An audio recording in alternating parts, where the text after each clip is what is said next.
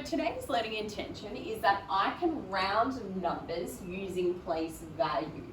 When we talk about rounding, we are referring to the nearest 10, the nearest 100, or the nearest 1,000. Now let's start off the lesson by counting by tens. So 0, 10, 20, 30, 40, 50, 60, 70, 80, 90. Okay. And I have drawn some of a number line here to help show you what we mean when we say round to the nearest 10.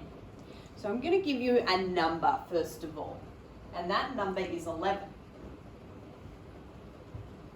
So have a look at the number line and decide where you think that number should go. Now that number 11 is the number after 10. So we will put the number 11 in here. Okay, so 11, and then we have 12, 13, 14, 15, etc. up to 20, 16, 17, 18, 19, 20.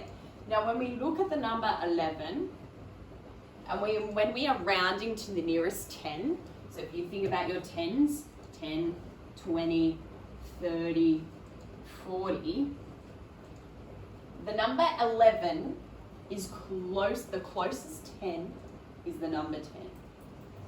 Okay, there. So, we are then rounding down because it is between 0 and 5. It's the number 1. For the next number, let's have a look at the number 25.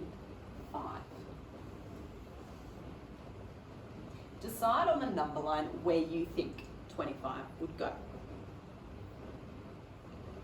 The number 25 goes in between your 20 and your 30, halfway in between. So that now poses the question, where do we round it to? Do we round it up or do we round it down? Because we are trying to round it to the nearest 10. So it would be one of these two numbers.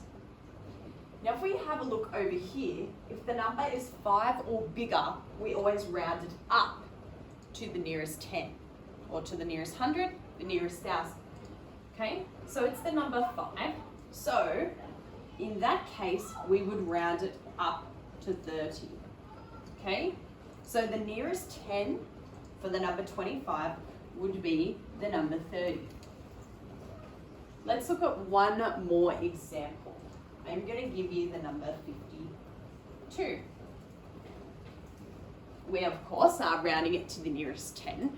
So think about where you think it would go on our tens number line.